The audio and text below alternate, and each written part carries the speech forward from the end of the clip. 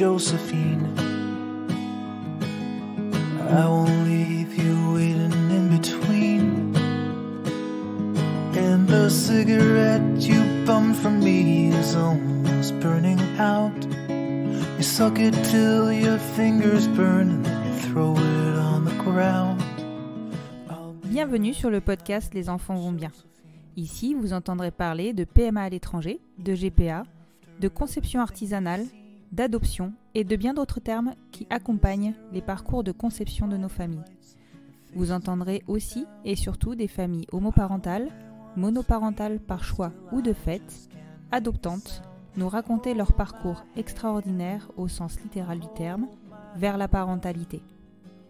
Parce qu'en France, le chemin est bien avancé mais n'est pas encore abouti, je vous propose d'écouter des témoignages de nos quotidiens qui vont vous rassurer sur le fait que nos enfants vont bien.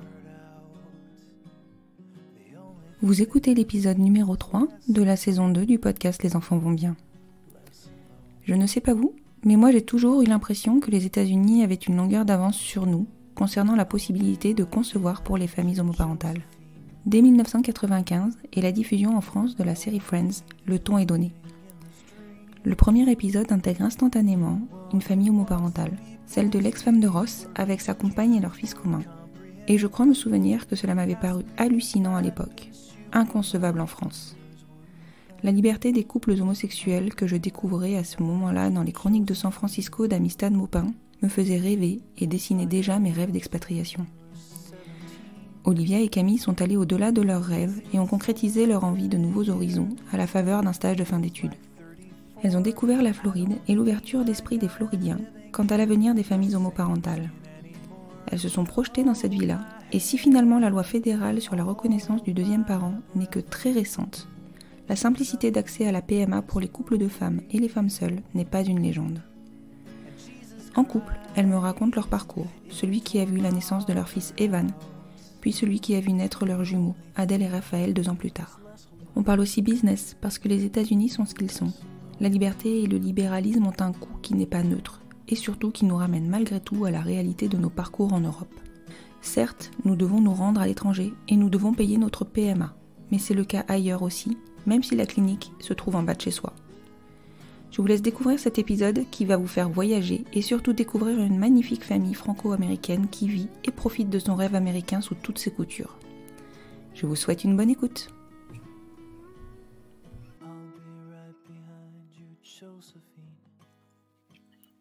Bonjour Olivia, bonjour Camille. Bonjour Constance. Bonjour Constance. Je suis ravie de vous avoir à mon micro. Ça fait un moment que j'essaye qu'on se rencontre, mais je sais que vous êtes débordés et c'est le lot des parents de multiples d'enfants en bas âge, on va dire. C'est vrai, on était bien occupés. Et là, à la faveur des congés, on va dire, on arrive ou des futurs congés à venir, on arrive à se capter. Aujourd'hui, on est très très loin, on n'est pas en France, on s'appelle à distance longue, donc vous êtes actuellement sur la ville de Miami où vous habitez. Je pense qu'on va en parler un petit peu plus longuement dans l'enregistrement. Est-ce que vous pouvez m'en dire un petit peu plus sur vous, sur votre famille et puis un petit peu me raconter le début de votre histoire ensemble? Oui, bien sûr. Et moi, c'est Olivia, donc j'ai 30 ans. Donc avec Camille, on habite à Miami en Floride depuis 9 ans. On est ensemble depuis bientôt 10 ans et on est mariés depuis 6 ans, donc depuis 2014. D'accord. Donc moi, c'est Camille, j'ai 31 ans.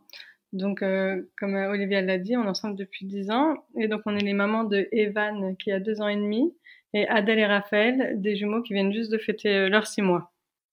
Ouais, donc des petits bouts de chou. Voilà. D'accord. Et donc, vous habitez à Miami, vous avez emménagé en fait à Miami quasiment dans la foulée de votre rencontre finalement. C'est ça. Après 8 mois de rencontre, en fait, j'ai eu un stage de fin d'études à l'étranger. Et donc, c'est arrivé par hasard que c'était à Miami. Et donc, j'ai proposé à Olivia l'idée et on s'est lancé, on est parti. À la base, ça devait être pour 1 an.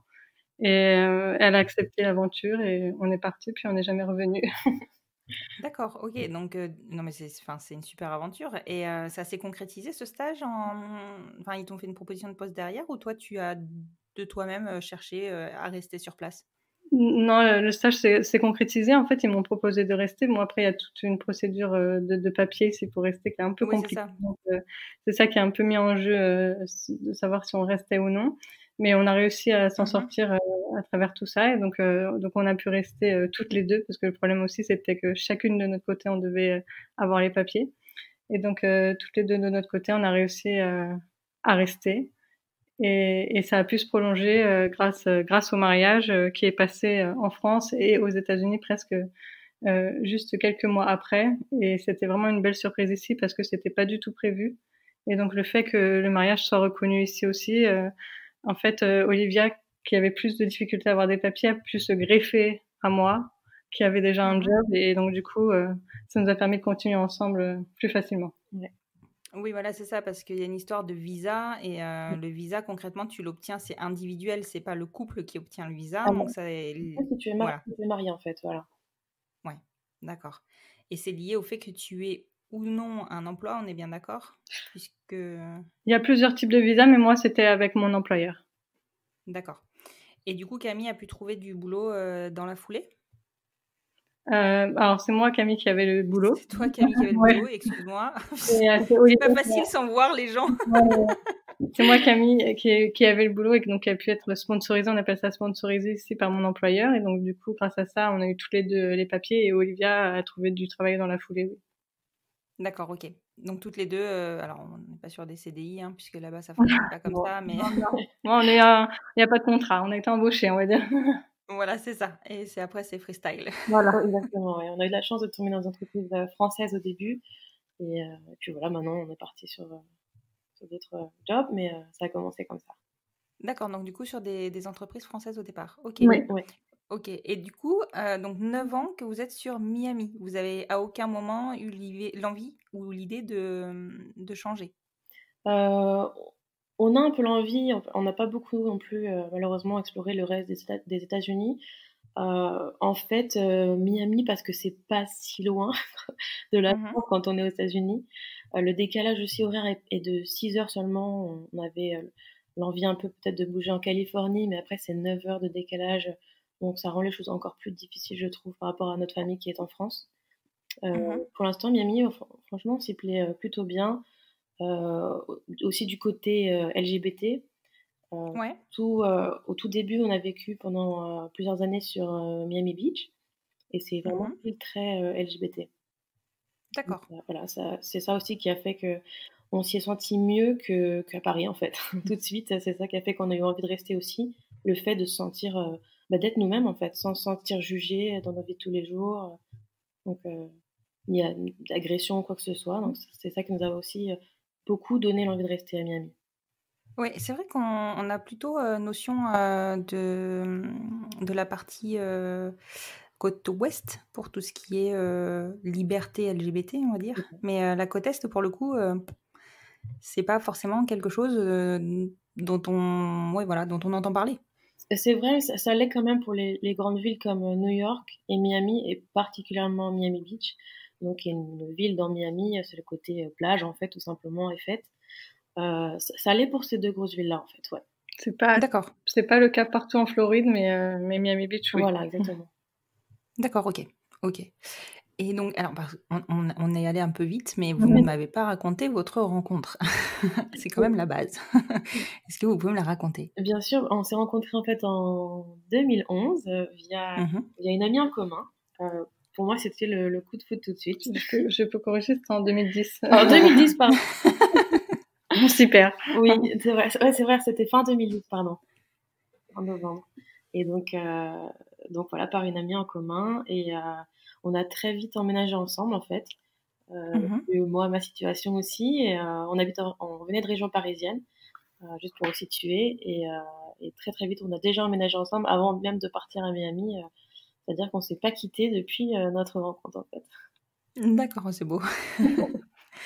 Bon, après, envisager une expatriation sur un tout jeune couple, c'est un peu qui est tout double quand même. Enfin, vous avez pris un risque. Ouais, c'est vrai. Déjà, le fait qu'on habitait ensemble, ça nous a forcément rapprochés. On était vraiment très, très fusionnels depuis le début. C'est vrai que c'était qui tout double, mais vraiment, pour le coup, nous, ça nous a fusionné encore plus. Je crois que j'aurais pas pu le faire sans elle, honnêtement. Même si mon rêve c'était de venir aux États-Unis, c'est vraiment Camille, c'est notre détermination, je pense, en couple, quoi, qui nous a permis de rester ici. Ouais, d'y arriver en fait. Ouais, c'est ça. C'est vraiment difficile. Hein. On croit que c'est facile de venir ici, mais c'est pas le cas. Ouais. Malgré le fait que vous soyez sponsorisé, enfin que toi tu sois sponsorisé par ton entreprise, c'était compliqué. Bah oui, en fait, donc moi j'étais en sponsorisé, mais il faut savoir que donc on a mis 7 ans à avoir la carte verte. Donc Wow. au bout de 7 ans, on a la carte verte, on peut s'estimer entre guillemets soulagé parce que du coup on n'a plus de problème de renouvellement de visa tous les ans, voire tous les 2 ans. Et donc du coup maintenant on a 10 ans devant nous et on peut dans 5 ans devenir américaine, avoir la citoyenneté américaine. Ah oui, d'accord. Et ça, c'est votre objectif initial ou pas du tout? Ça s'est fait au fur et à mesure? Je pense que ça s'est fait au fur et à mesure, même si on avait l'envie de rester sur le long terme, mais encore plus maintenant qu'on a nos petits bouts, parce que eux ont la double nationalité, et ça nous paraît évident de l'avoir également, même si on veut peut-être rentrer en France plus tard, on veut pouvoir revenir ici si jamais l'un d'eux ou tous souhaite rester aux États-Unis, parce que sinon on n'aura pas l'opportunité, de pouvoir revenir sur du long terme, voilà, les rejoindre si besoin, etc. D'accord. Parce que la carte verte est définitive, mais si tu rentres en France, tu perds cette carte verte? Oui, en fait, la carte verte, c'est pour 10 ans, mais à condition de rester au moins 6 mois par an aux États-Unis. Donc, si on ne reste pas 6 mois par an, on perd la carte verte. Donc, en fait, il y a vraiment que la citoyenneté qui nous permettrait de changer de pays ou de revenir en France, que ce soit 6 mois ou plus, et de pouvoir revenir aux États-Unis quand on veut, sans problème. D'accord. Et alors, du coup, dans ce contexte donc américain et d'expatriation, vous avez envisagé la parentalité assez rapidement, finalement aussi? Oui, en fait, moi, j'ai toujours eu l'envie, déjà personnellement d'avoir des enfants, sans même connaître mon homosexualité ou même quand je l'ai su après, je veux dire, c'était quelque chose, je savais pas. C'était inné. Voilà, franchement, c'était inné. Je voyais pas ma vie sans enfant. Donc après, pour Camille, c'était quelque chose aussi qu'elle avait en tête, mais elle était plus encore dans ses études, elle venait de les terminer. C'était moins. Ouais, pour toi, c'était quelque chose. Oui, je savais que j'allais avoir des enfants, mais je savais pas trop quand ni comment. Bon, je savais que j'allais avoir des enfants. C'était pas trop pressé. Ouais, voilà. Après, c'est vrai que, notamment quand on connaît pas sa sexualité, on n'envisage pas le comment on va faire les enfants. Enfin, ça paraît assez évident au premier abord. Je suppose que quand vous avez découvert votre homosexualité et puis construit votre couple, vous avez dû y réfléchir de façon plus, on va dire, plus concrète. Oui, tout à fait. On a commencé à y réfléchir et en fait, on a eu la chance ici, quand on était à Miami Beach, on est tombé sur une conférence qui se faisait juste à côté de chez nous et c'était pour les LGBT, pour nous orienter comment avoir des enfants, quels sont les paramètres légaux, tout ce qu'il faut, par quoi il faut passer pour pouvoir avoir un enfant et comment faire. Donc on a participé à cette conférence et donc cette conférence, ça nous a bien aidé à ouvrir les yeux et avoir une idée plus précise de comment on allait faire et quand est-ce qu'on allait commencer. Et alors du coup, quel est le contexte justement aux États-Unis? Donc là, on est en 2000 combien vous avez commencé à réfléchir à ça? En fait, en 2014, en fait, un peu après notre mariage. C'est là qu'on a assisté à la conférence et que du coup, on s'est encore plus intéressé au sujet. En fait, ici, c'est assez simple. C'est pas récent du tout pour les couples LGBT d'avoir accès à la PMA, en fait, tout simplement. Donc, ça n'a pas été un tabou avec personne d'ailleurs au niveau légal ou même, je veux dire, après jusqu'à la fin jusqu'à l'accouchement. D'ailleurs, ça n'a jamais été un tabou, un problème ici. Tout le monde y a accès assez facilement. Oui, c'est acquis. Exactement, ouais. Et du coup, alors, effectivement, on entend hein, j'ai même envie de dire, alors évidemment, nous Français, on se base sur quoi? Sur les séries américaines qu'on a l'habitude de voir, hein, soyons clairs. Donc la parentalité LGBT, rien qu'avec Friends, elle était abordée donc dès 95, j'ai envie de dire. Je crois que c'est quelque chose comme ça. C'est pas pour nous, c'est assez évident qu'aux États-Unis, c'est beaucoup plus simple. Est-ce que c'est le cas? Est-ce que c'est pas le cas? Comment ça se passe? Oui, en fait, ouais, je trouve que, par rapport par exemple, au podcast que j'ai pu écouter et que tu as enregistré auparavant, je me rends compte qu'ici, on a vraiment la chance, alors c'est coûteux évidemment, mais c'est beaucoup plus simple d'avoir l'opportunité de la PMA en fait. On a tout à disposition. Ouais. On ne sait pas exactement comment ça se passe en Belgique, par exemple, ou en Espagne, mais en tout cas ici, on a vraiment toutes les portes ouvertes. Nous, on était un peu dans le flou, donc avant cette conférence qui nous a très bien dirigés. Et donc, en fait, tout simplement, notre première étape, c'était de prendre rendez-vous avec ce qu'ils appellent ici un endocrinologue spécialisé en reproduction. Et donc, une fois le premier rendez-vous pris, bon, il nous a plus expliqué en détail comment ça allait se passer, mais ça a vraiment été pour lui aucune surprise d'accueillir un couple homosexuel. On n'a jamais, que ce soit même chez un gynéco lambda, on n'a jamais été regardé bizarrement ou questionné. Et à l'hôpital, pareil, on n'a jamais eu de questions là-dessus. On nous a toujours compris tout de suite qu'on était deux mamans et pas de questions posées et toujours aussi bien traités que quelqu'un d'autre. D'accord. Et est-ce que vous deviez être mariés pour avoir accès à la PMA aux US ou pas? Non, pas du tout. C'est pas du tout quelque chose qui demande en fait. Bon, après, c'est logique. Si possible, on connaît aussi des mamans solo en fait qui ont juste envie d'avoir des enfants et pas de partenaire, tout simplement. Donc elles font des enfants toutes seules en fait. D'accord, oui, donc c'est ouvert aussi aux femmes seules. Exactement, ouais, ça l'est aussi. D'accord.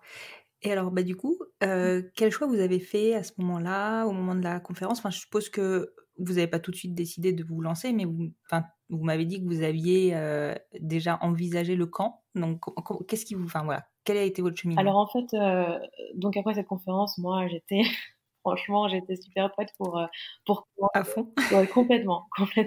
En plus, pendant la conférence, c'est assez marrant, une petite anecdote, mais Camille a eu la chance de gagner donc ce que vous appelez, je crois, les paillettes. En fait, voilà, une nuture de sperme, on appelle ça comme ça ici. Donc avec ça, j'étais vraiment genre il faut commencer tout de suite. C'est génial ça. Donc bon, malheureusement, on n'a pas commencé tout de suite parce que en fait, tout simplement, Camille a commencé des études pour être expert comptable aux États-Unis. On en avait pour 3 ans. Donc forcément, elle n'avait pas la tête à ça. On savait que ça serait compliqué, donc on a décidé d'attendre. En fait, en attendant, j'ai continué à regarder. Nous, on a accès pour les donneurs.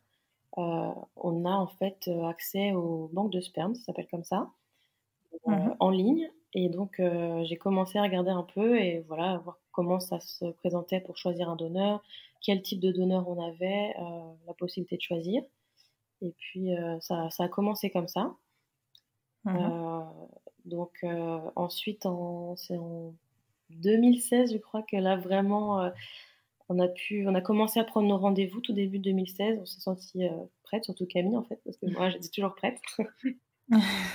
Ça n'avait pas changé. Voilà, donc on se sentait prête aussi financièrement parce qu'on s'imaginait bien évidemment que le coût ici, connaissant les assurances qui couvrent pas comme en France, c'est assez différent. Enfin, je sais qu'en France, c'est pas couvert pour les couples LGBT, mais je veux dire l'assurance même classique couvre pas grand-chose ici. Donc on savait que devant nous, on allait forcément avoir un gros coût pour réaliser notre PMA en fait.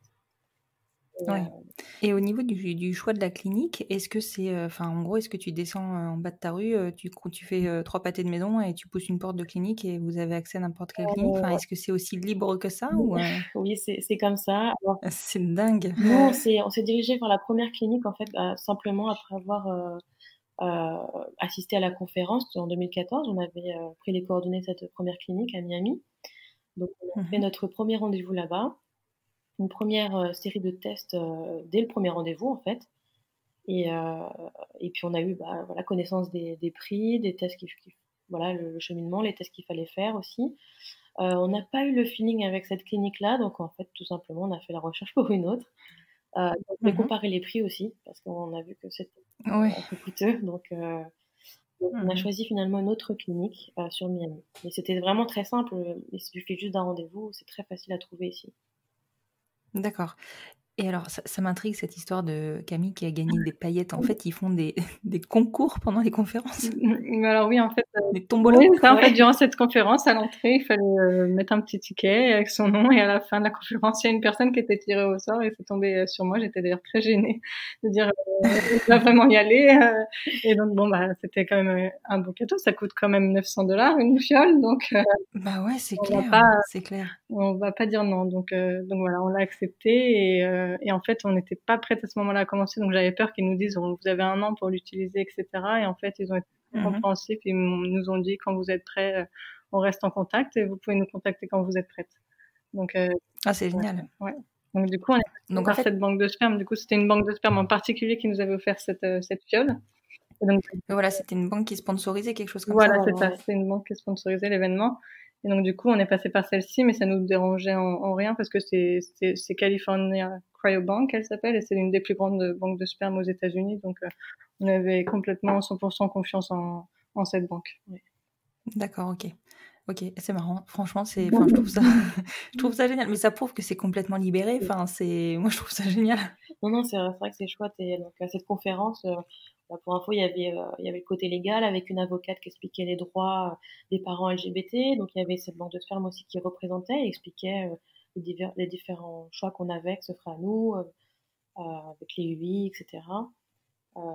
L'insémination intra-utérine, voilà, en français. Ouais. Et puis des médecins, etc., qui participaient. Donc c'était bien encadré, bien tout. D'accord. Et alors, ce parcours, il se passe comment pour vous parce que bon, vous avez donc fait le choix en fin de votre clinique en comparant notamment les devis. D'ailleurs, est-ce que au niveau budget, vous pouvez nous parler un petit peu du coût aux États-Unis? Parce que nous, on se plaint, mais je crois qu'aux États-Unis, c'est juste démentiel. Oui, exactement, c'est rien à voir en fait. Par exemple, juste le premier rendez-vous, ça coûte $300-400, j'ai plus le chiffre exact, mais juste le premier rendez-vous avec le médecin, c'est environ $400.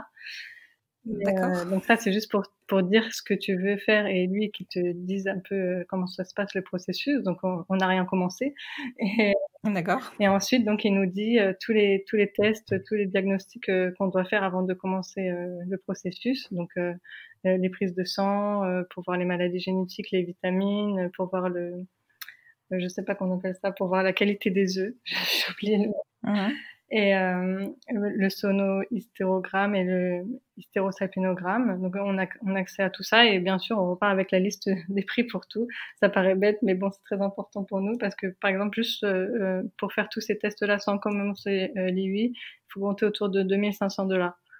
Donc ouais, d'accord. Voilà, et donc d'ailleurs, on avait discuté avec le médecin en lui disant on n'avait pas des ressources illimitées, et donc est-ce qu'il y avait des tests qu'on pouvait éviter plus que d'autres, et il nous avait dit que pour Olivia qui avait l'air jeune et qui ne montrait aucun signe d'infertilité, on pouvait passer à côté de l'hystérosalpingogramme. Donc qu'on n'a pas fait au début. Et après ces tests, le cycle arrivant, on a pu commencer. D'accord. Et alors, vous avez fait le choix de qui pour porter le premier? Alors moi, Olivia, parce que j'étais prête de toute façon, c'était vraiment... Oui, tu étais plus que prête. Exactement. Et puis Camille étudiait toujours à ce moment-là, en fait. Elle travaillait à temps plein et en même temps étudiait. Donc c'était impossible qu'elle porte. Et puis moi, j'avais toujours eu envie. Enfin, il y avait vraiment aucune question sur qui commençait à porter le premier enfant dans le couple. D'accord. Oui, c'était évident par rapport à votre avancée dans votre vie, en fait. Exactement, ça.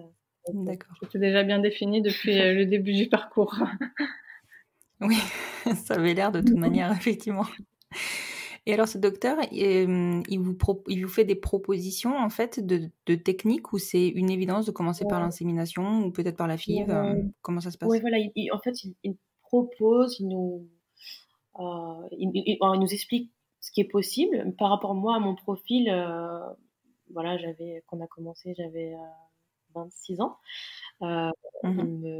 Pour lui, c'était clair que ça serait une insémination classique. Et puis bon, si besoin, évidemment, il avait évoqué la FIV. Mais pour lui, c'était une évidence qu'on avait commencé par une insémination classique. Voilà. Même si on avait les choix, il y avait les prix, etc.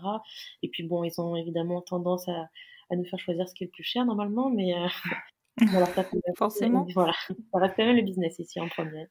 C'est ça. Oui, en fait, il nous explique qu'au bout de 3 IUI, il est conseillé de passer à la FIV parce que elle estime que nos chances, elles sont elles sont entre guillemets passées. Si on n'a pas réussi une des 3 UI, que la FIV nous donnera plus de chance. Donc c'est comme ça qu'elle nous prépare. Et j'ai trouvé personnellement qu'à chaque rendez-vous, il insistait un peu beaucoup sur la FIV. Et moi, c'est pas quelque chose auquel je voulais avoir recours au début. Déjà, vu pour le coût que c'est, et puis c'est pas du tout le même procédé. On voulait d'abord essayer de manière la plus simple le possible, et surtout que c'était facile d'accès ici, donc on voulait vraiment le faire. Et ils imposent la stimulation ou pas aux États-Unis? Alors, moi j'ai trouvé qu'en fait on avait même, enfin, c'était pas imposé, comment dire? C'était pas imposé, on pouvait dire non, mais ils nous ont pas vraiment laissé le choix. Ouais, voilà, exactement. On n'est pas médecin. Voilà, on n'avait on connaissait pas d'autres couples qui étaient passés par là, etc. On a juste décidé d'écouter le médecin, en fait, tout simplement. Et donc on s'est dit, bon, on va mettre toutes les chances de notre côté et on va le faire, voilà, avec recours aux médicaments classiques de stimulation qu'ils nous proposent. Ouais, qui eux aussi ont un coût, puisque déjà en France ça a un coût, alors j'imagine bien qu'aux États-Unis. Je sais pas comment ça se passe en France aussi, j'ai pensé, mais effectivement nous aussi on paye tout de notre poche en fait, il n'y a aucun remboursement évidemment. Et puis en fait à chaque fois on y allait un petit peu à l'aveugle là-dessus sur les médicaments, parce qu'on savait jamais vraiment le coût à l'avance. Donc à chaque fois qu'on allait à la pharmacie, c'était la surprise, genre combien ça va nous coûter cette fois-ci. Et c'était bon. De toute façon on devait accepter, on n'avait pas le choix. Oui, une fois que c'est lancé dans le processus. Il fallait y aller. Ouais. Vous n'avez pas eu trop de mauvaises surprises ou si? Financièrement? Si, quand même, ouais. Le fois où on s'attendait pas, je veux dire, quand ils nous font faire des tests de grossesse pour vérifier que je suis pas enceinte avant de commencer, il y a un coût à chaque fois à la prise de sang. Je me dis que ce genre de choses, on pourrait les éviter, quoi. Ouais. Au début, ils font faire un test de grossesse, ça paraît rien, mais ça coûte $90. Sauf qu'après, ils font aussi un test pour vérifier les hormones, ça coûte aussi $90. Ensuite, ils font une échographie qui coûte $300. Enfin bref, ça va vite. En honnêteté, pour chaque rendez-vous, on en avait environ pour $500 à chaque fois, donc ça allait assez vite. Et beaucoup de rendez-vous aussi. Et beaucoup de rendez-vous, donc je sais pas comment c'est en France, mais ici ou à l'étranger. Ici, on a un rendez-vous au jour 3 du cycle pour commencer le cycle. Et donc là, nous font des prises de sang et un ultrason. Ils appellent ça ultrason ici, je crois que c'est échographie l'équivalent. Oui, c'est échographie en France. Et à partir de là, ils nous font commencer donc les médicaments. Après, c'était pas un traitement de cheval non plus, c'était des doses. Juste, c'était pour avoir un seul follicle ou voire deux, mais ils nous incitaient pas à en avoir plus du tout. Et après, on avait rendez-vous, il me semble, au 12e jour du cycle pour voir la taille des follicules, voir s'ils maturaient correctement. Et ensuite, on avait un autre rendez-vous le 13 ou 14e jour. Et après, ils nous disaient si on devait déclencher l'ovulation avec l'Ovidrel ou non. Et on devait quand même faire des tests d'ovulation tous les jours, voir si Olivia, elle ovulait pas avant de déclencher avec la piqûre.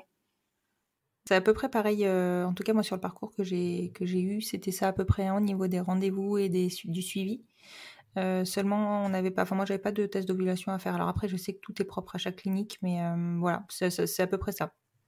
C'était des tests classiques, c'était test à la maison, mais on le faisait juste simplement pour vérifier qu'il n'y avait pas déjà eu d'ovulation avant de déclencher, quoi, de pas avoir raté. Oui, évidemment. Et c'était aussi avec le médicament, donc. Oui, pour pas tirer à blanc non plus. Exactement. Et alors, vu le coût et vu la rigueur du parcours, on va dire, est-ce que vous avez la chance que ça fonctionne rapidement ou pas? Et non. On n'a pas parlé du choix du donneur qui était important. C'est vrai, tu as raison. Revenons-en au choix du donneur, on parlera après du nombre d'essais. Oui, du coup, le choix du donneur, effectivement, tu l'as évoqué tout à l'heure. Donc, vous avez, surtout Olivia qui avait eu accès, vous l'aviez tous les deux, mais Olivia, a priori, avait fait des recherches importantes sur la banque de sperme. Comment ça s'est passé? Comment ça se passe d'ailleurs aux États-Unis? En fait, aux États-Unis, donc on a accès donc au site de la banque de sperme et en fait, on a accès donc au profil des donneurs. Donc, je pense que c'est à peu près la même chose en Europe. On a des donneurs qui sont 100% anonymes. Et puis des donneurs qui sont open. Ils appellent ça open donor. En fait, c'est des donneurs qui ont pour obligation, à l'âge des 18 ans de l'enfant qui a été conçu, si l'enfant il souhaite le contacter, il doit répondre au minimum une seule fois.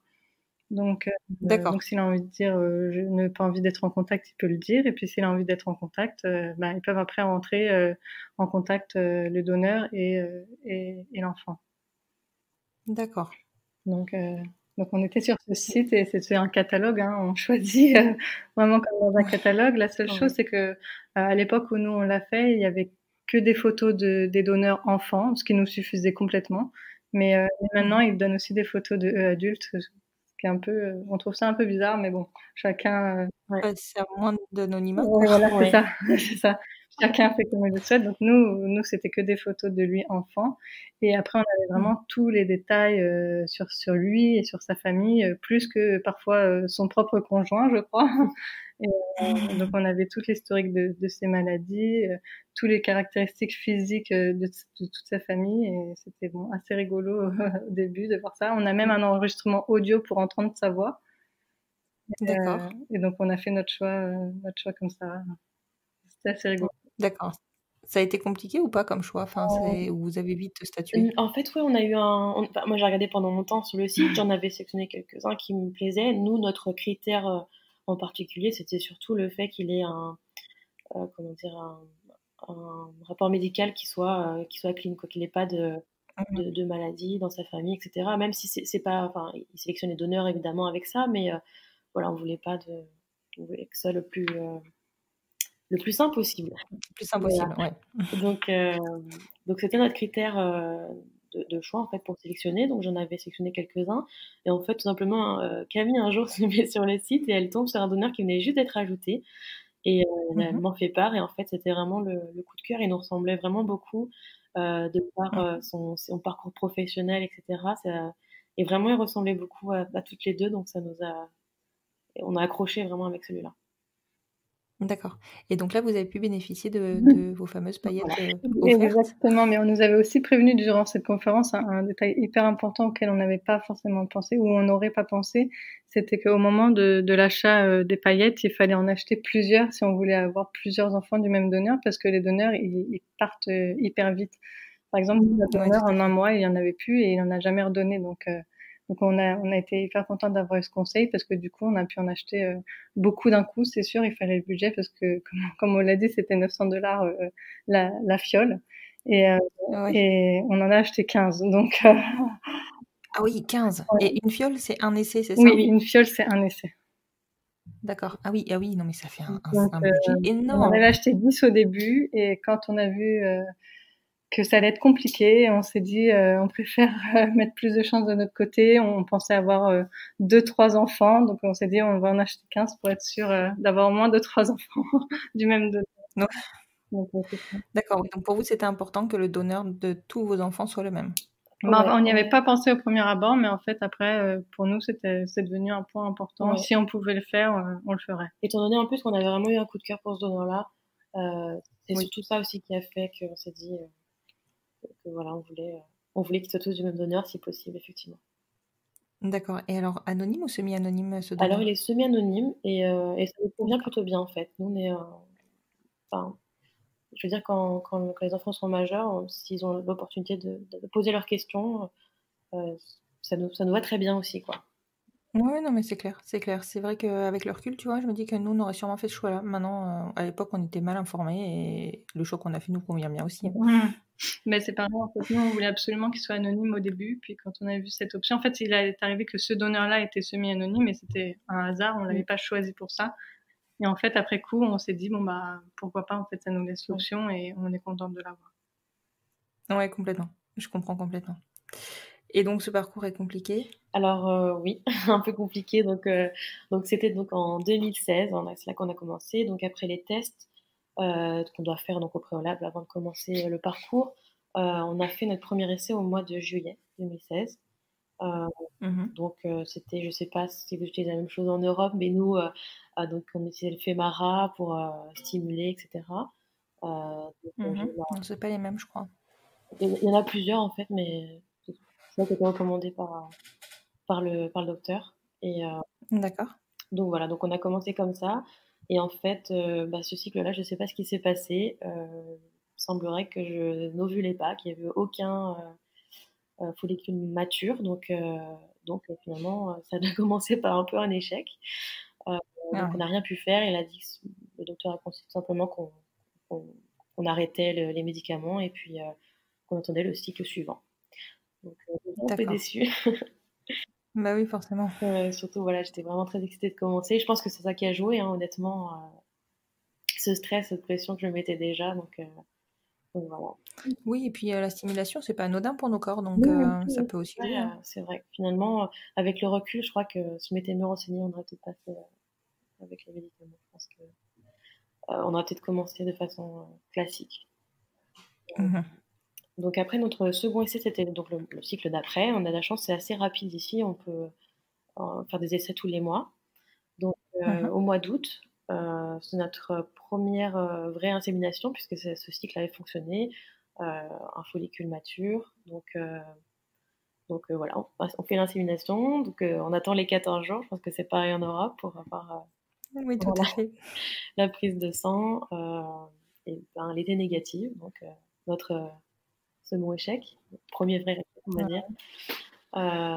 Bon, bah, évidemment déçu. On recommence le cycle d'après, donc au mois de septembre. Et donc toujours avec le même médicament, mais on augmente les doses en fait, pour donner plus de chance. À côté de ça, ils me donnent d'autres choses, des patchs pour augmenter la taille de l'endomètre, pour mettre toutes les choses de notre côté en fait.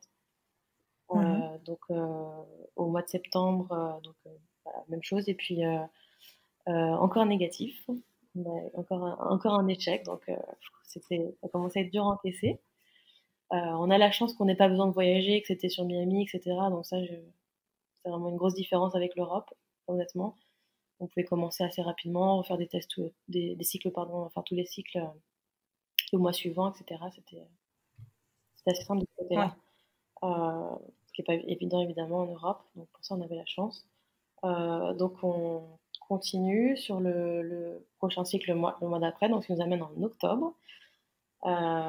Donc là, on change de médicament. Sur un autre qui est à peu près semblable, mais ça s'appelle Clomid, je ne sais pas si... Oui, ça existe voilà, en France. On est passé à Clomid. Donc j'ai eu une bonne réaction à ce médicament-là, ça s'est bien passé. J'avais 2 follicules matures, donc super contente pour ce cycle. Et encore une fois, on attend les 14 jours, évidemment, et à nouveau un échec.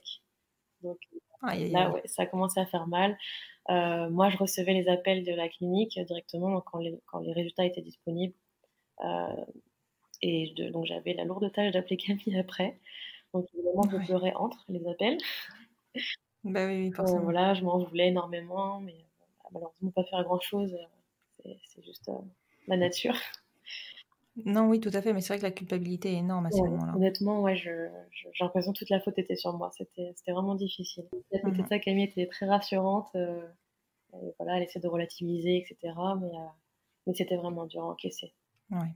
Donc tout ça, ça nous amène au mois de novembre. Camille décide qu'on arrêtait là avec les inséminations. Le médecin aussi se disait bon, bah, au bout de 3 fois, comme il nous avait prévenu, on allait voir d'autres possibilités. Donc évidemment, il revient sur le sujet de la FIV. Donc on se dit, on y réfléchit 2 minutes, mais on sait que c'est assez coûteux. Donc on décide tout simplement de faire d'autres tests. Donc comme Camille l'avait évoqué tout à l'heure, on était passé à côté de l'hystérosalpingographie. Salpingographie. Ouais. Donc il nous recommande de la faire. Donc faisons-la maintenant. Donc effectivement, j'avais une trompe qui était partiellement bouchée. Enfin, elle n'était pas en terrible état, donc ça aidait pas forcément à toutes les inséminations qui sont passées avant. Et évidemment, sur les 3 inséminations que j'avais faites, il y en avait 2 qui étaient donc dans la trompe qui est un peu abîmée, donc forcément ça aidait pas non. Et à côté de ça, il m'a aussi fait des tests pour vérifier si j'avais pas de l'endométriose. Bon, honnêtement, tous les tests n'étaient pas très concluants, c'était assez vague et même lui n'avait pas de vraies réponses. Mais bon, il donnait son feu vert quand même pour continuer et refaire des inséminations. Donc, moi, forcément, j'étais toujours prête. Et puis, dans ces moments-là, on devient complètement obsédé par par l'envie d'avoir cet enfant encore plus qu'avant, quoi. C'est vraiment notre unique but, en fait. Projet. Voilà, c'est ça. Moi, dans ma tête, c'était, je pensais qu'à ça, quoi, vraiment. Puis avec toutes les hormones, etc., c'est assez prenant. Ouais. Donc, en décembre, on refait une insémination classique, donc on appelle ça IUI. On repart sur le Clomid qu'ils avaient décidé de m'augmenter. Et donc, en fait, je me suis un peu trompée dans les dosages. Là, j'ai pas pris les bons cachets à ce moment-là. Donc, évidemment, je m'en veux encore plus. Mais bon, j'avais quand même un follicule qui était mature. Donc, voilà, c'était OK pour faire l'insémination. Donc, c'est ce qu'on fait. Donc, j'étais quand même à fond. Et notre 4e échec au mois de décembre. Donc là, oui, ça commençait à peser énormément. Même pour notre couple, je veux dire, c'était... oui, bien sûr. Ça commençait à être dur pour tout le monde, en fait. Je ne sais pas comment Camille a fait pour me supporter. C'était difficile. Donc, après, c'est clair que là, tu as tout qui joue, quoi. Tu as la culpabilité, les hormones, l'espoir ou le désespoir d'avoir cet enfant. C'est compliqué. Donc voilà notre parcours au niveau IUI. Donc forcément, on se dit, bon, c'est peut-être le moment, étant donné que notre budget commence à se resserrer un peu, de penser à la FIV et de mettre toutes les choses de notre côté. Donc on s'était dit que c'était ça ou peut-être faire des IUI, mais on ne pouvait pas continuer non plus trop longtemps. Donc là, au mois de janvier 2017, on prend rendez-vous avec notre docteur pour voir comment allait se passer une FIV. Donc le coût et tout ce qui est engendré à côté au niveau des traitements. Il faut noter que dans tout ce parcours, en fait, on a vu le docteur très peu. On a vu le premier rendez-vous, on l'a vu avant de commencer le premier EUI, et puis après, ensuite, on l'a plus jamais revu jusqu'à après nos 3 échecs, où là, on a demandé un nouveau rendez-vous avec lui, parce qu'en fait, à chaque visite, on voit simplement une infirmière, et lui, il donne ses instructions aux infirmières qui nous les transmettent. Donc, on voit jamais le docteur directement, à part quand on demande un rendez-vous avec lui. Et ce qu'on avait fait donc après les 3 échecs, où là, il nous avait reparlé de la FIV, mais j'étais assez entêtée en me disant, mais c'est pas possible, tout le monde nous dit que Olivia, elle est en très bonne santé, qu'elle est fertile et qu'il n'y a pas de raison que ça marche pas. Pourquoi ça ne marcherait pas avec nous? Et donc, c'est pour ça qu'on a insisté avec une 4e insémination. Et puis là, on s'est dit que financièrement, si on faisait encore des inséminations, on n'aurait plus assez après pour faire une FIV si vraiment ça ne fonctionnait pas. Donc on est passé à la FIV. Parce qu'en fait, chaque insémination, si on compte le coût de la fiole, ça nous coûtait $2500 chaque essai. Oui, ce qui est énorme. Donc au bout d'un moment, fallait dire stop et passer à la FIV, même si la FIV elle est 4 fois plus chère. La FIV, quand on a eu le coût, c'était $15,000 et ça comprend pas les médicaments. Et les médicaments sont entre $4 et $5,000. Donc faut compter. Donc ça n'a pas 20 000. Donc bon, là, ils te proposent de payer en plusieurs fois. Bien sûr, ils sont très gentils, mais évidemment, c'est pas suffisant des fois. Mais bon, on a fait tout ce qu'on a pu pour avoir recours à cette FIV. Et mais par contre, la chose que après on savait pas, c'était si cette FIV ne marche pas, comment on fait, parce que là, on a vraiment plus aucune ressource. Donc on comptait vraiment sur cette FIV. D'ailleurs, quand on a commencé la FIV, notre premier rendez-vous, c'était aussi avec, ils appellent ça une financial consultation, donc avec quelqu'un qui va te parler comment tu vas payer, voilà les coûts, voilà comment ça se passe, etc. Donc il y a un rendez-vous avec quelqu'un vraiment spécialisé dans le coût du traitement, quoi. Oui, qui doit très certainement te faire une proposition de crédit au bout du truc, non? Oui, aussi. Ouais. Surtout que nous, voilà, vraiment, on n'avait rien du tout de couvert et remboursé par l'assurance. Donc, on savait que tout était 100% de notre poche. Oui, d'accord. Oui, ça dépend des mutuelles, enfin des assurances. Voilà, c'est ça. Il y en a très, très peu ici qui couvrent les problèmes. Nous aussi, ça s'appelle les problèmes d'infertilité. Mais déjà, si ça couvre, c'est souvent, malheureusement, que pour les couples hétéros. D'accord. Et alors, cette FIV? Alors, donc, on commence la FIV en janvier 2017. Et juste en parallèle, on était en contact aussi avec des mamans solo ou des couples LGBT ou des couples hétéros qui utilisaient le même donneur et pour qui ça avait marché du premier coup pour tout le monde. Parfois des jumeaux, d'accord. Donc plutôt positif. C'était positif parce que du coup, on se disait, bon, ça fonctionne bien, c'est pas un problème avec le donneur, etc. Mais d'un autre côté, ça nous nous mettait pas le moral du fait que pour nous ça fonctionnait pas comme les autres quoi, en fait. Bah oui, Donc voilà, il y avait du positif, en même temps c'était aussi dur à encaisser que pour nous, on devait passer par tout ça et que ça fonctionnait pas. Donc d'accord. voilà, donc la FIV, donc ils nous ont donné le plan de traitement en fait, ça s'est déroulé sur 4 mois, entre janvier et avril. D'accord. Donc en fait, je sais pas, je pense que c'est à peu près la même chose qui se passe en Europe, hein, c'est tout un traitement de piqûres, pendant le cycle. Ça commence par, la prise de la pilule, ensuite on fait des injections, enfin on se les fait nous-mêmes d'ailleurs. On a eu des cours de comment, faire des piqûres, donc moi qui déteste ça, C'est vrai? c'était atroce. Je ne regardais pas, je disais à Camille: «Regarde bien comment faire». Il Ouais, fallait changer tu les m'étonnes. aiguilles, nous-mêmes et cetera, pour prélever un liquide, mélanger avec un autre, donc c'est une vraie science à la maison. Oui, c'est clair, tu deviens C'est infirmière. ça, ouais, ouais, ouais. Donc on a reçu nos médicaments à la maison, on a suivi le protocole qui nous avait été donné par la clinique. Heu, Mmh. Franchement, c'est un vrai, vrai, vrai chamboulement au niveau hormonal. Pour moi, c'était vraiment difficile, quoi.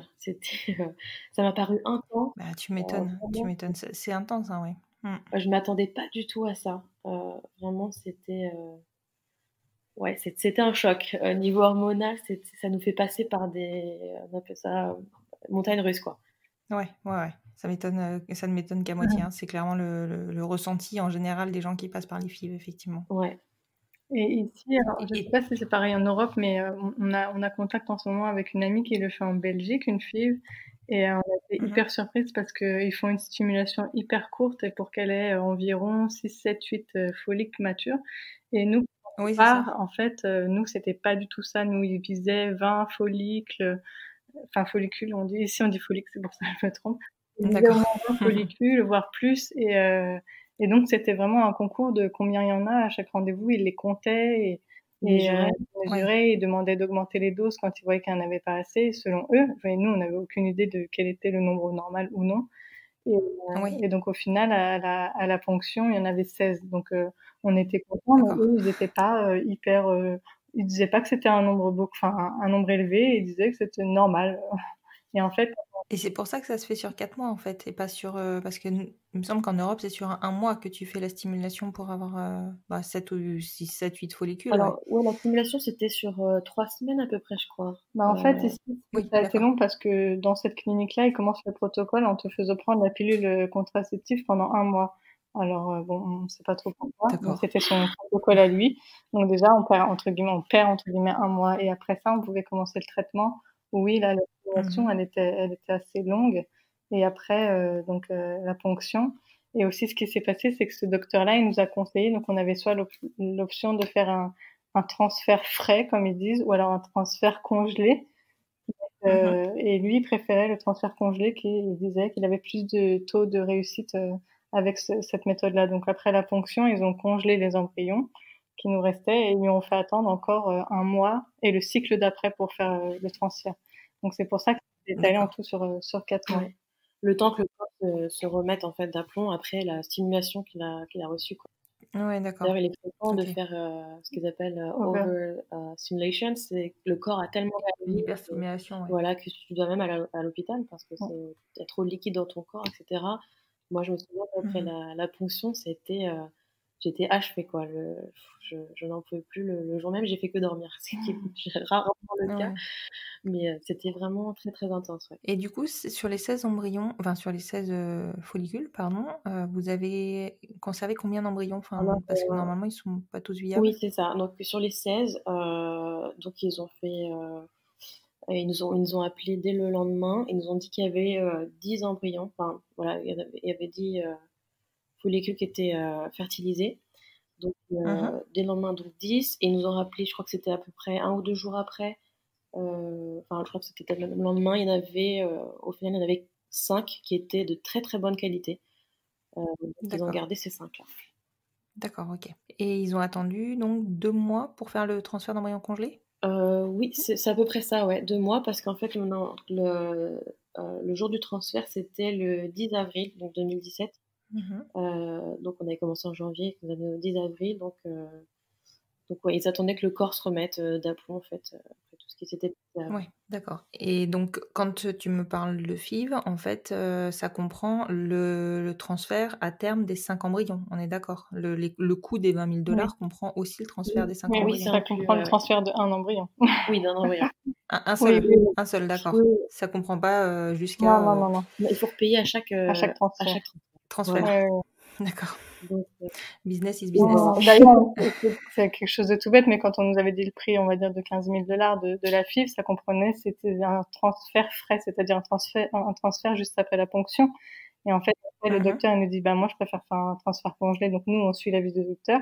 Et arrivé donc à ce cycle-là où on est prête à se préparer pour le transfert, on nous dit, ah oui, bah, la préparation, elle est pas inclue dans le prix parce que nous, c'est un transfert frais. Donc, normalement, cette partie-là, elle est pas inclue. Donc, maintenant, il faut la repayer.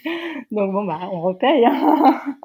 Donc, plein de petites on n'avait plus le choix, de toute façon, on était vraiment on était très prêts de toute façon à faire l'insémination. Donc, pour eux, c'était de couvrir le coût d'avoir congelé l'embryon et de le décongeler après, de préparer, etc. Plus préparer le corps, il fallait reprendre des médicaments. Enfin, donc voilà. Ouais, ok. Oui, bon, effectivement, Enfin, c'est vrai que chez nous, ça nous paraît pas être aussi coûteux, ou on n'a pas trop l'impression d'avoir une facture de restaurant où le moindre truc est facturé à la fin. Mais aux États-Unis, ouais, c'est vraiment particulier. Ouais. Donc après, le jour du transfert, ils nous proposent soit d'en mettre un ou deux. En fait, on avait le choix. Et on a statué un, parce que bon, bah, on s'est dit, on aimerait en avoir un pour commencer. Mais par contre, c'était tout doux parce que si celui-là, il prenait pas, ça allait être vraiment compliqué de refaire un autre transfert. Bon, on avait la chance d'avoir encore 4 embryons. Bon, ça veut pas dire que les 4 auraient pu marcher ou non, mais donc voilà, on s'est lancé avec un et le transfert a été fait et puis Olivia restait se reposer toute la journée, comme on nous indique, même si bon, certains disent on peut faire ce qu'on veut. Nous, Olivia restait allongée. Après tout ce qu'on avait déjà dit, on a mis toutes les choses de notre côté quand même. Comme on fait tous. Et alors, du coup, comment ça s'est passé pour la suite? Alors, à côté de ça, enfin en parallèle, juste pour continuer, côté hormonal, ils m'ont fait continuer pendant 3 mois la progestérone intramusculaire, donc encore une super piqûre très douloureuse. Sympa celle-là. Ça faisait vraiment mal. Tous les matins, j'avais une petite larme à l'œil quand Camille me la faisait. Tu m'étonnes. Pour aider voilà, à ce que tout se passe bien, qu'il y ait un embryon qui approche et qu'il tienne les 3 mois au moins début de grossesse. Et du coup, ça, c'est Camille aussi qui te faisait ces injections-là. Donc là, c'est des vraies injections. Ah oui, tout était vraiment de grosses injections. Pour la stimulation, c'était simplement dans le ventre. Donc, elle pouvait... Ouais, c'est des stylos. Voilà, c'est ça. Il y a des stylos et il y a même des vraies piqûres, mais c'était toujours dans le ventre. Donc, je le faisais parce que je voulais pas du tout voir ça. Et par contre, avant le transfert, plusieurs semaines avant, ils nous font commencer donc la progestérone intramusculaire. Et là, c'est dans le dos, donc tu peux aussi te la faire toute seule. Il y en a qui arrivent à faire toute seule, mais une aiguille immense et assez épaisse et il faut l'enfoncer complètement. Donc là, c'était tous les matins à la même heure. Il faut pas dévier non plus parce que ça, tu peux avoir des risques. Ouais, en fait, ils te disent de regarder si t'es pas dans un vaisseau, etc. Donc bon, on était les petites. D'accord. Voilà. Et donc après le transfert, Olivia, elle a entrepris de faire quelques tests de grossesse en cachette. Et assez tôt, une semaine après, sachant que les embryons, ils avaient 5 jours. Enfin, l'embryon avait 5 jours. Donc, voilà, une semaine après, elle a fait ses tests en cachette. Donc, je la laisse expliquer. Donc, moi, j'avais fait des tests de toute façon, même pour les IUI classiques, mais il y avait toujours une trace d'ovidrel, etc., qui forcément faussait le test. Ouais. Bon, je l'ai quand même fait. Forcément, j'étais excitée de savoir si ça avait fonctionné ou pas. Je l'ai fait dans le dos de Camille parce qu'elle me disait, mais ça sert à rien de regarder maintenant, attendons. La prise de sang, donc bon, je l'ai fait. C'était un peu tôt. J'avoue que ça apparaissait négatif, le test. Évidemment, je pleure à nouveau. Je me dis comment je vais le dire. Est-ce que je dis rien? Est-ce que j'attends? Qu'est-ce que je fais? Le temps que je me morfonde, en fait, il y a une petite barre qui est apparue sur le test, toute fine, toute légère. Toute fine. Ouais, j'ai couru lui montrer. Je lui dis regarde. Je crois qu'il y a quelque chose. Donc voilà, super excitée. Et on a attendu donc la prise de sang à nouveau. Donc je crois que c'était aussi également 2 semaines en fait. Et elle était positive. Enfin. Enfin. Enfin, ouais, ouais, ouais. Après quasiment 1 an de parcours, en fait. Ouais, ouais, ouais. Et qu'1 an de parcours et puis, ben, voilà, enfin, c'était grosse pression, Ah ouais. liée, au côté business, hein, Oui, voilà, au du parcours, quoi. ouais, quand on avait fait depuis quasiment tous les mois, depuis le mois de juillet, Ouais, ouais, alors on savait plus. Honnêtement, on se disait: «Qu'est-ce qu'on fait?» parce que en fait, on peut pas faire grand-chose, quoi. Si ça fonctionne pas, va falloir remettre de côté, c'est difficile. On ouais, répond aux études de Camille à côté en parallèle. C'était vraiment ouais, compliqué. Vraiment, vraiment, il y avait de la pression de tous les côtés pendant tout ce parcours PMA, ouais. ouais. Ouais, non, mais alors, j'ai envie de dire, c'est un peu le cas pour nous toutes. C'est clair qu'on n'est pas Oui, sur les mêmes, on n'est pas sur les mêmes budgets. Après, tout est une question de niveau de vie aussi, entre les États-Unis et la France, enfin. mmh. Ouais. Mais c'est vrai que le budget, bah, mine de rien, ça met en stand-by des parcours, pour ça on Oui, arrête. et Donc, c'est vraiment enfin, c'est vraiment atroce de dire que voilà, ça tient là-dessus, quoi. ouais, exactement. Exactement. Et votre grossesse se passe bien, du coup? Oui, franchement très, très bien, du début jusqu'à la fin. Bon, un peu difficile au niveau de l'accouchement, c'est une autre histoire, Ouais. mais non, tout s'est très, très bien passé. On n'a jamais eu la sensation, encore une fois, d'être, mis à part du fait d'être, des parents homo, en fait, hein. Mmh. On a toujours été bien accueillis, il y a jamais eu de différence, Ouais, par rapport à ça, c'est vrai que c'est plutôt, très confortable. oui, ouais, franchement énormément. Je me dis qu'on a eu de la chance par rapport à ça. Bah, je veux dire pour plein de gens, ça a été leur première fois d'accueillir un couple de mamans, heu, Mmh. pour de l'accompagner pendant la grossesse et cetera, mais ça a jamais été un problème, quoi. Jamais ils l'ont montré en tout cas, D'accord, malgré l'ouverture, qui est plus ancienne, hein, que sur les pays, habituels ici, les i ça enfin, vous restiez un des premiers couples, qu'ils aient vu passer? bah, pour certaines infirmières, ouais, jusqu'à D'accord, l'hôpital, ouais, ouais, d'accord. elles ont été surprises, mais pas non plus, c'était pas un problème, quoi. Je veux dire, Ouais, ouais, ouais, ouais, bah, oui, c'était même pas c'était possible, quoi, d'avoir leur 1er couple. ouais. Et comment ça se passe un suivi de grossesse aux États-Unis? Moi, je pense que c'est similaire à la France. On a peut-être un peu plus de rendez-vous et on est suivis, jusqu'aux 3 mois, je crois que c'est ça, hein? 3 mois de grossesse par notre, 2 peut-être un peu mois. moins, 2 mois, par la clinique par laquelle on est passé donc pour, la PMA. Ils nous suivent jusqu'à Mmh. ce que voilà, ils voient que la grossesse est bien engagée, que ça se passe bien. Heu, c'est pareil pour, tous les couples, avant d'aller voir un gynécologue classique, on est suivis pendant 2 mois par eux.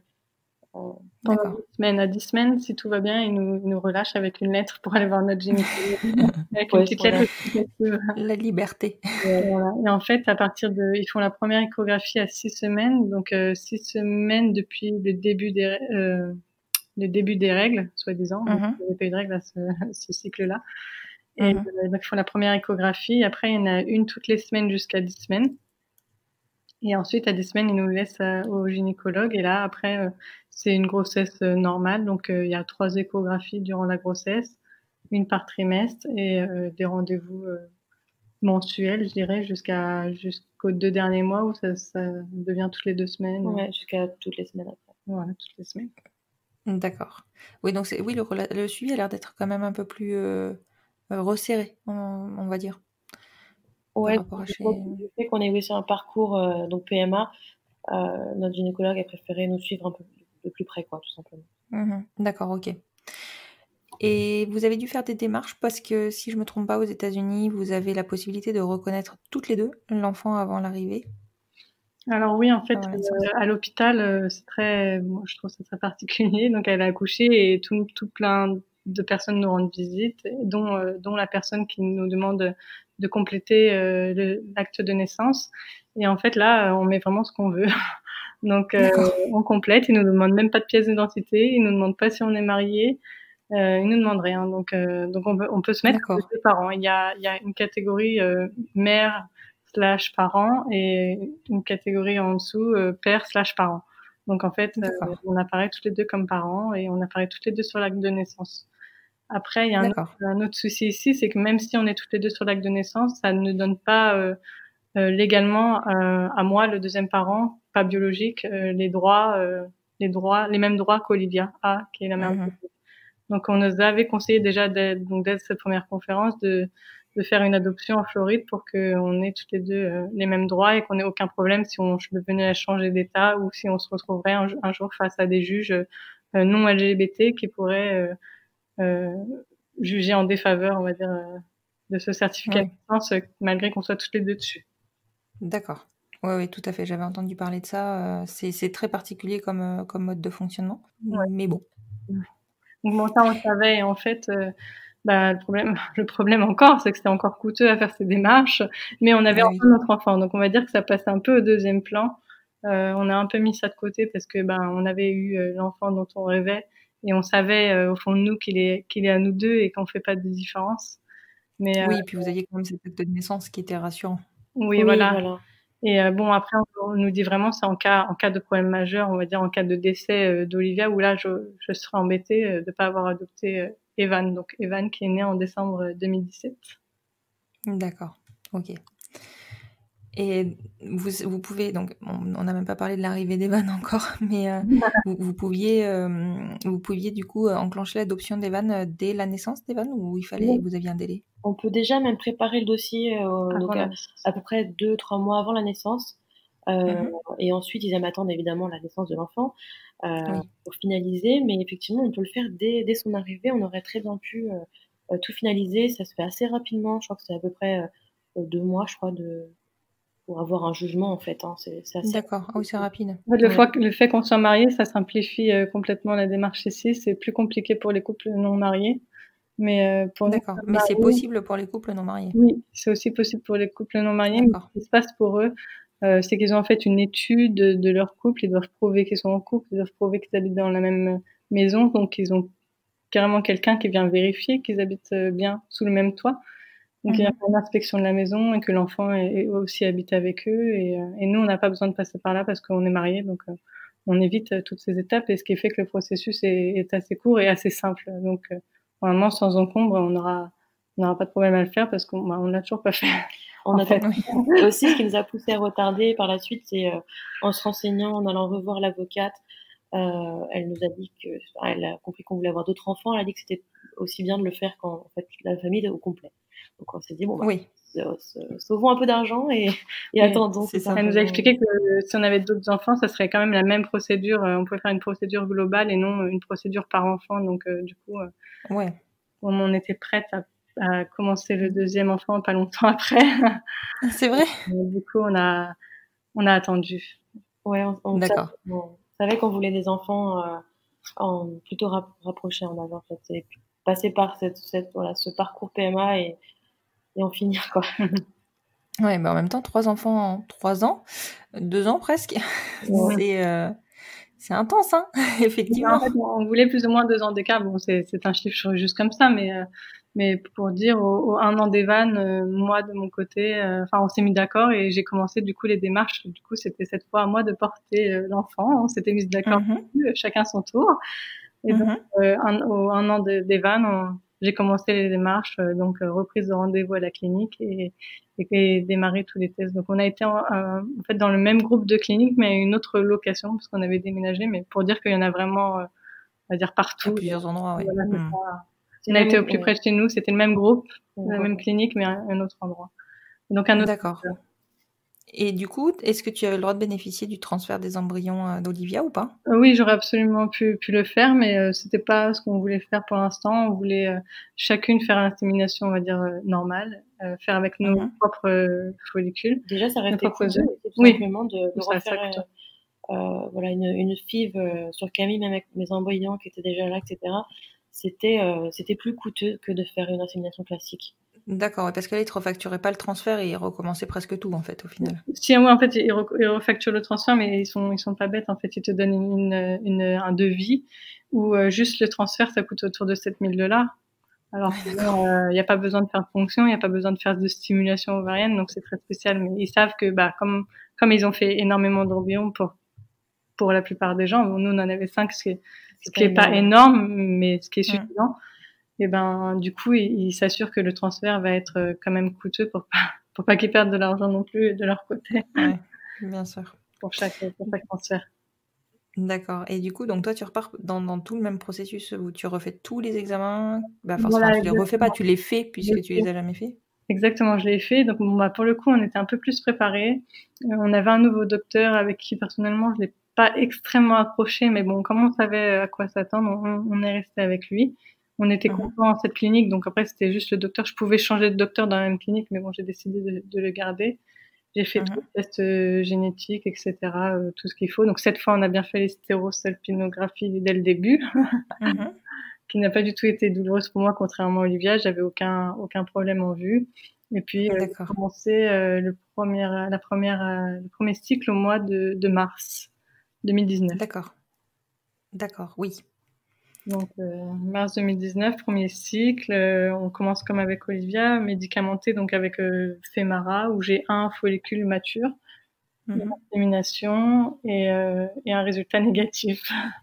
Donc, et c'est reparti, ouais. On sait que ça marche pas du premier coup, on est déjà passé par là, et donc on tient bon, et donc on continue le cycle d'après, parce qu'on peut enchaîner les cycles. Donc le mois d'avril, on refait un cycle, Femara, un follicule, et de nouveau négatif. Et donc bon là, donc on vient toujours à se poser des questions. Bon, tout le monde passe par là. Est-ce que c'est notre faute? C'est pas de notre faute. Et donc on continue, 3e cycle, et là je demande au docteur d'augmenter la dose, parce que je sais qu'Olivia, elle avait déjà eu 2 follicules et que ça n'avait pas marché, et qu'il y en a beaucoup de follicules et ça ne marche quand même pas. Et donc je lui dis, je veux augmenter la dose parce que je pense que ce sera notre dernière insémination. Donc je veux augmenter mes chances. Et donc ils ont été d'accord, mais ils m'ont dit, si tu as plus de 3 follicules, on fait pas d'insémination. Donc pas de problème de mon côté. Moi, j'en voulais que 2, donc 3 c'est beaucoup. Mais bon, donc on a fait la stimulation, et donc j'ai eu 2 follicules matures, un à droite et un à gauche. Donc tout le monde est content. On a fait l'insémination. Et cette fois-là, j'ai pas fait de test de grossesse à la maison, parce que j'avais fait les 2 premières fois les tests de grossesse qui avaient été négatifs. Donc je les avais fait la veille de la prise de sang. Bon, c'est toujours un peu on va dire décevant, et on dit toujours la prise de sang c'est demain, donc peut-être il y a toujours un espoir que la prise de sang soit positive, parce que bon, on lit de tout ici. Il y a beaucoup de forums qu'on peut regarder. Il y a même des groupes Facebook spécialement pour la reproduction, les UI, la FIV, etc. Et tout le monde partage ses expériences, et il y en a plein qui te disent, j'avais un test de grossesse négatif et pourtant ma prise de sang était positive. Enfin bon, du coup on se raccroche vraiment à tout ce qu'on lit. Tous les espoirs, tous les espoirs, Donc bon, j'avais fait les 2 tests de grossesse pour mes 2 premières inséminations qui étaient négatives, et donc prise de sang négative. Et là, cette fois-ci, j'ai dit, je fais pas de test de grossesse et j'attends la prise de sang. Donc ce que j'avais fait, et là, résultat de la prise de sang positive, et on me dit 64, le chiffre 64. Donc elle me dit, c'est pas beaucoup, on reste, on te confirme pas que c'est une grossesse qui va aboutir, mais c'est positif, donc on recommence une prise de sang dans 2 jours, voir si ça double, parce que c'est ce qui importe, quoi. Donc bon, c'est ce qu'on a fait, les prises de sang, et tout a fonctionné normalement. Les chiffres ont bien doublé, et donc c'est resté positif. Et donc semaine 6, on va à l'échographie qu'on attendait tant, comme on avait fait pour être vraiment soulagé, parce qu'ils te disent jusque là, s'il n'y a pas de cœur, etc., ça peut toujours ne pas aboutir, parce que c'est toujours tôt. Donc là, à l'échographie, le médecin me dit tout va bien, je sais pas qu'on appelle ça, il y a un sac, en fait, il s'appelle ça un sac. Il y a un sac avec un cœur, donc regarde, tout va bien, c'est bon. Et au moment où il allait me dire, bon bah tu peux te rhabiller, il bouge un petit peu et il fait, ah attends, je vois autre chose, je crois qu'il y en a un deuxième. Et en fait, derrière caché, il y avait un deuxième sac, et un deuxième et donc là, Olivia, elle était à 2 doigts de s'évanouir. Je pense que tu sais ce que c'est. Encore pire. Je vois bien. Mais c'était voilà, le choc. Et Olivia, elle me fait, tu peux pas me faire ça? Je lui dis, mais je n'ai pas fait exprès. Ce n'est pas moi. Ouais, j'étais vraiment choquée. Je m'attendais tellement pas, vraiment. Ouais, vous y attendiez pas du tout. Non, on s'y attendait pas, parce qu'en fait, il y a tellement de personnes qui ont 2, des fois 3 follicules, et malgré tout, ça ne marche pas, ou alors elles en ont vraiment que 1. On s'attendait pas du tout à ce qu'on ait des jumeaux avec 2 follicules. Et en fait, je sais pas si eux, là-bas à la clinique, ils sont habitués à ce genre de nouvelles, mais en fait, ils ont tourné ça d'une manière où on n'avait même pas le temps de penser. Et quand ils ont vu qu'il y en avait 2, l'infirmière, elle était excitée. Elle nous disait, mais félicitations, c'est génial et tout. Tu vas pouvoir acheter un minivan, etc. Et on ne pense pas déjà. Ils t'emballent le truc. C'est ça, en fait, ils te laissent pas le temps de t'en remettre et de te dire, comment je vais faire. Ils sont là super excités. Ils disaient, le docteur, il pourra être, tu pourras demander, comment ils appellent ça? Tu pourras demander une pension au docteur, machin, etc., etc. Ouais, tout de suite, l'infirmière a attrapé mon téléphone, filme ça, c'est génial. On n'avait vraiment pas le temps de penser. J'étais vraiment, moi, complètement bouche bée. Je savais plus quoi penser, en fait. Ouais, tu m'étonnes. Donc voilà, c'était pareil pour toi, le choc. Ouais, oui. C'est-à-dire que moi, je partais avec 2 follicules et qu'il y en avait 3. Donc là, pour moi, c'était complètement impossible. C'est ça. Ouais. Donc là, le choc encore plus, j'imagine. Oui, je sais pas si on peut mettre un degré, mais enfin, je pense que des jumeaux, tu peux l'envisager. Tu vois, moi, j'étais vraiment dans l'idée où, c'était possible qu'il y ait des jumeaux. J'avais un très gros taux. Moi, j'étais à 217, je crois. Ah oui. Donc, un truc énorme. Donc, de suite, on s'est dit, bon, il y a un risque, quoi. Ouais. Mais t'envisages jamais des triplés. Ouais, non, c'est sûr. C'est sûr, non, c'est clair. Donc voilà. Donc voilà les jumeaux. Donc j'ai été suivie pareil jusqu'à 10 semaines. Donc bon, on se disait tout le temps, faut faire attention, c'est des jumeaux, toujours il y en a un qui peut partir, etc. Et en fait, tout s'est très bien passé. Si ça n'a été que j'étais hyper malade, en fait, les 3 premiers mois. Oui, c'est multiplié, hein, clairement. Ouais. Alors qu'Olivia, elle avait eu aucune nausée, elle avait vraiment eu aucun symptôme pendant toute la grossesse, elle se sentait hyper bien. Et moi, les 3 premiers mois, mais j'étais vraiment nausée toute la journée du matin au soir. Ouais. J'arrivais plus à m'alimenter correctement, que mon gynéco, il me détestait, il me menaçait que si je prenais pas de poids, je pouvais pas partir en vacances en France parce que du coup, on avait pris des vacances dernière minute en France parce qu'on savait que ce serait plus ou moins la dernière fois qu'on pourrait y aller. Quand j'étais à 3 mois de grossesse. Et donc, il m'avait menacé de, si je prenais pas de poids, de pas partir. Alors, j'essaie de manger tant bien que mal. Et bon, après ces 3 mois et demi, j'ai retrouvé une vie normale. Et les nausées sont passées et la grossesse s'est très bien passée jusqu'à la fin. Et donc, pour des jumeaux, on est beaucoup suivis. Alors, sûrement en France, c'est aussi intensifié. Oui, tout à fait. Donc, j'avais un rendez-vous chez mon gynécologue normal toutes les 2 semaines. Et j'avais aussi un rendez-vous chez un gynécologue spécialisé en grossesse à risque toutes les 2 semaines. Et donc j'avais le double de suivi. Et donc, on m'avait dit qu'on me déclencherait à 38 semaines si j'avais pas accouché avant les 38, enfin avant ce terme. Et mon gynécologue normal, ça c'était le gynécologue spécialisé qui m'avait dit ça, et mon gynécologue normal m'avait dit déjà si tu arrives à 36 semaines, c'est déjà pas mal. Donc, ouais, c'est vrai. Je m'étais fixé 36 semaines et jusqu'au jour en fait où c'est assez spécial ici, ils prévoient les césariennes, donc tu donnes une date en fait de césarienne. Donc autour du mois de décembre, mon terme c'était le 17 février et 38 semaines du coup ça tombait vers le 3 février. Et donc au mois de décembre, il me prévoit ma césarienne le 3 février à midi. Et j'avais l'option d'accoucher naturellement si les 2 avaient la tête en bas, mais si les 2 n'avaient pas la tête en bas, c'était pas possible. Donc au moins j'étais prévenue. Et donc je continue les rendez-vous. Et les 2 derniers mois, par contre, j'avais des rendez-vous toutes les semaines. Donc j'étais vraiment bien suivie. Ouais, j'étais vraiment bien suivie. Et il s'est avéré qu'à la semaine 36, j'ai un rendez-vous, donc une échographie. J'avais des échographies toutes les semaines. Donc l'échographie, très bien. Il y avait un qui avait la tête en bas, donc j'avais une fille et un garçon. Donc ça, j'étais hyper heureuse parce que on avait déjà un petit garçon, donc on souhaitait une fille et puis c'était parfait, une fille et un garçon, on pouvait pas demander mieux. Donc on nous disait que le garçon il avait la tête en haut et la fille la tête en bas. Et je sors de ce rendez-vous et on me dit, il faut quand même prendre ta tension, comme à chaque rendez-vous. Et là, ils prennent ma tension et j'avais 15,9 de tension. Et ils me disent, mais tu te sens bien, tout va bien? Je dis, oui, je me sens très bien, quoi, tout va bien. Et donc, le médecin me voit et me dit, il faut que tu ailles à l'hôpital tout de suite et qu'on vérifie ta tension. Donc, c'est ce que j'ai fait. Donc, j'ai été à l'hôpital tout de suite. Et ma tension n'a pas baissé. Donc, dans la soirée, ils m'ont fait la césarienne. Donc, c'était hyper rapide comparé à Olivia. L'accouchement était très laborieux. Moi, ça passait très bien et très vite. J'ai même pas eu le temps de réaliser, quoi.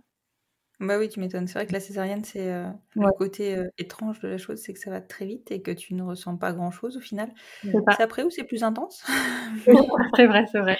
Donc, bon, Olivia aussi est passée par la césarienne, donc je savais aussi plus, enfin, j'avais vu par quoi elle était passée, donc je m'attendais un peu à l'après. Mais, Mhm. mais pour moi, ouais, l'accouchement s'est très bien passé, très rapide, et après, l'hôpital, tout s'est bien passé. Ouais, ils prennent vraiment pas de risque, hein, parce que je suppose que enfin, ils avaient peur de la.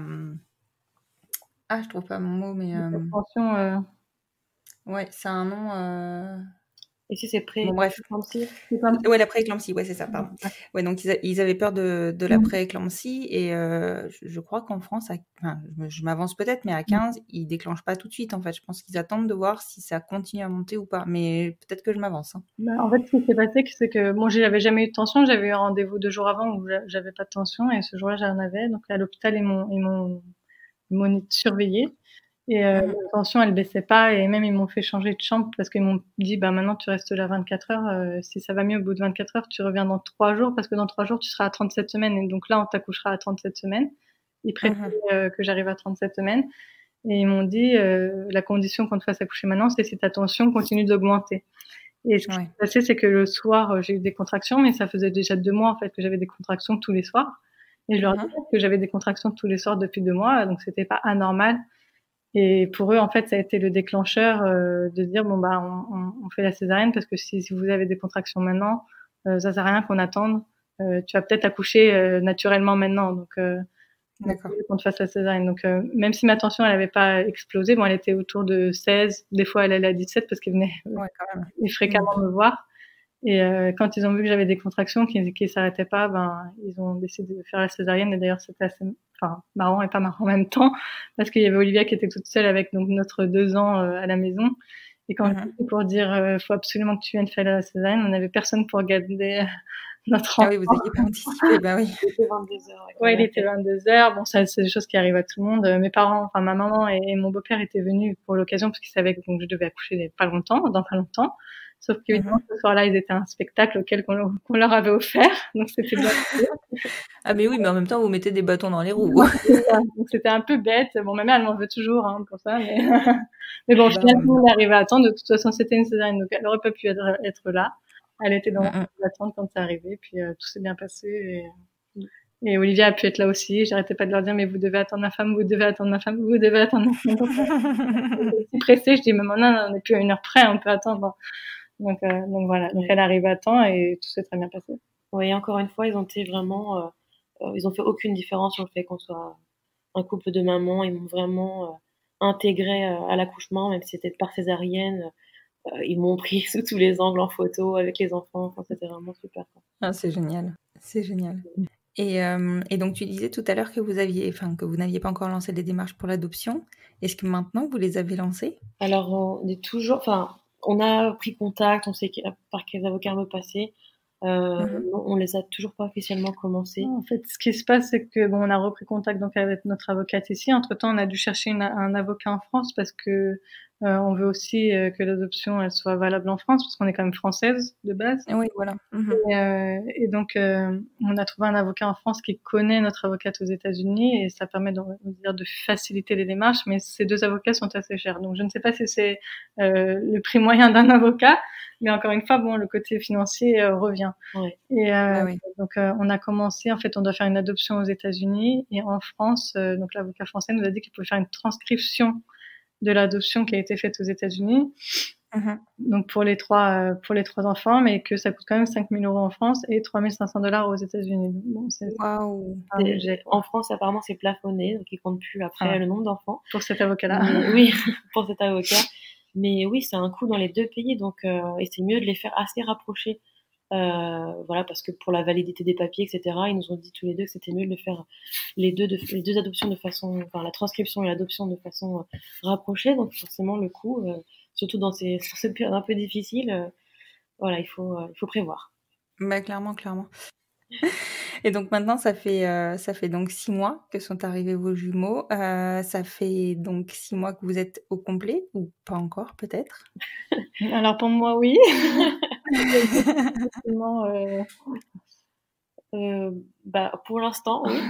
Pour moi, non complet. Pour Olivia, c'est pas sûr. C'est moins sûr. Un 4e, elle ne se rendrait pas compte, mais pas tout de suite. Non, pas tout de suite. Pas du tout dans la future non, proche. je pense que, honnêtement, la vie ici, le coût de la vie, il est quand même assez conséquent. On n'a pas d'aide, etc. Étant française en plus. Enfin, je veux dire, dans notre pays, je vois ça difficilement financièrement possible. Mais si c'était le cas, si on avait les moyens, j'aurais pas dit non à 4e. Si on gagnait au loto, en Ouais. fait. Ouais, voilà. Puis bon, il faut penser, mine de rien, aux États-Unis, ça quand même, enfin, il faut penser aux études des enfants. Oui, Et exactement. clairement, Moi, ça tombe en même temps. Et puis finalement, ils ont que 2 ans d'écart, donc ça va faire beaucoup d'études en même temps. ouais, clairement, là, vous êtes partis pour, ouais, ça va être sympa les études. Ouais. Exactement. Pour l'instant, on est bien au complet. Ouais, donc voilà, pour l'instant, vous êtes bien au complet. Qu'est-ce qu'on peut vous souhaiter pour la suite? Beaucoup de bonheur dans cette famille, continuer à réaliser notre rêve qui est de rester ici. Je pense qu'on est déjà bien heureuse avec notre petit bout. Ouais.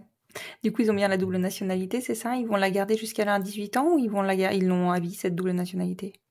En fait, ils l'auront à vie. Bon, pour l'instant, officiellement, ils sont que américains, parce qu'ils sont nés aux États-Unis.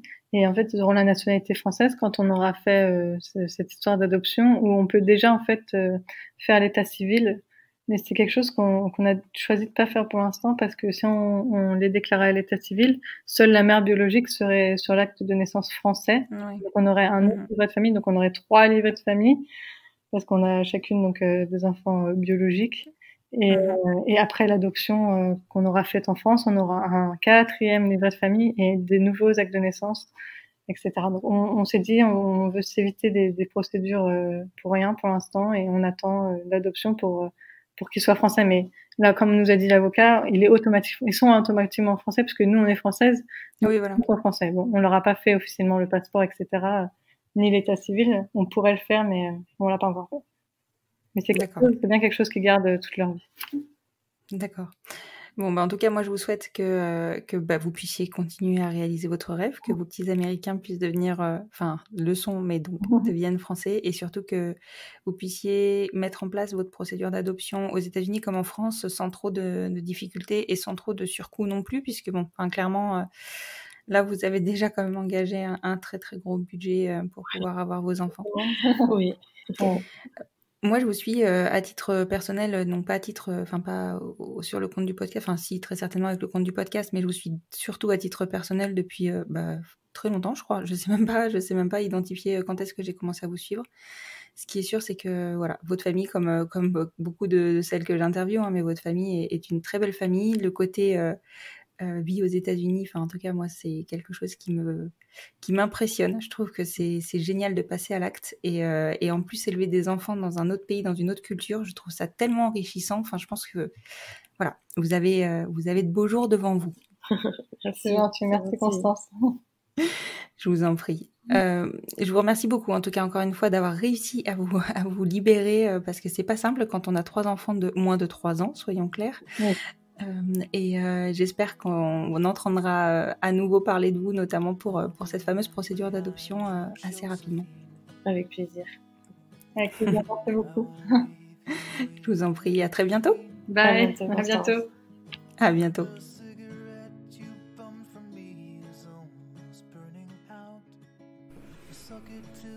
Et voilà, c'est la fin de cet épisode. J'espère qu'il vous aura plu, et si c'est le cas, n'hésitez pas à soutenir le podcast en lui mettant 5 étoiles sur votre plateforme d'écoute, et plus particulièrement sur Apple Podcast, afin de lui donner plus de visibilité.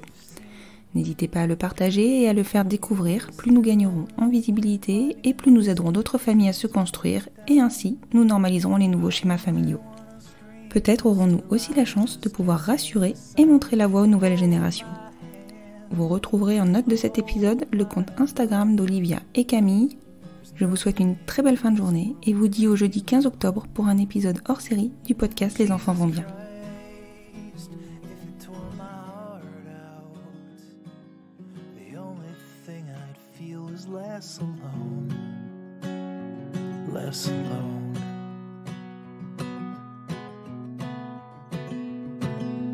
I'll be right behind you, Josephine. I won't leave you waiting in this dream.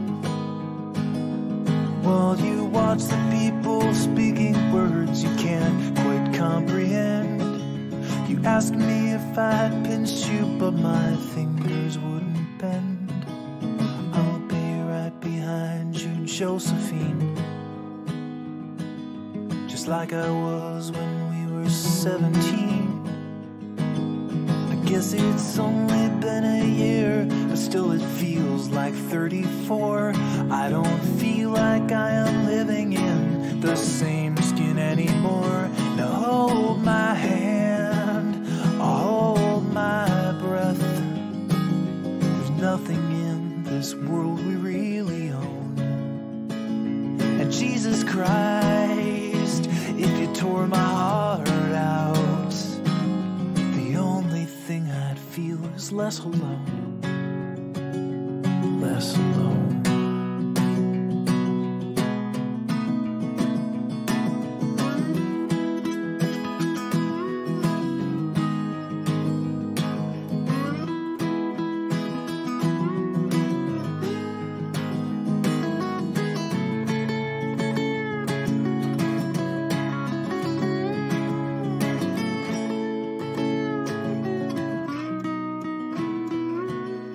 I'll be right behind you, Josephine, even when my soul's an amputee, and my bleeding heart is sinking in the lake inside my chest. So I grab what I can cling to and I leave behind the rest. Now hold my hand, I'll hold my breath. There's nothing in this world we really own. And Jesus Christ, if you tore my heart out, the only thing I'd feel was less alone. Now hold my hand and take my breath, and leave behind the things you'll never own. And Jesus Christ, please tear my heart out. Oh, I wanna feel a little less alone, less alone.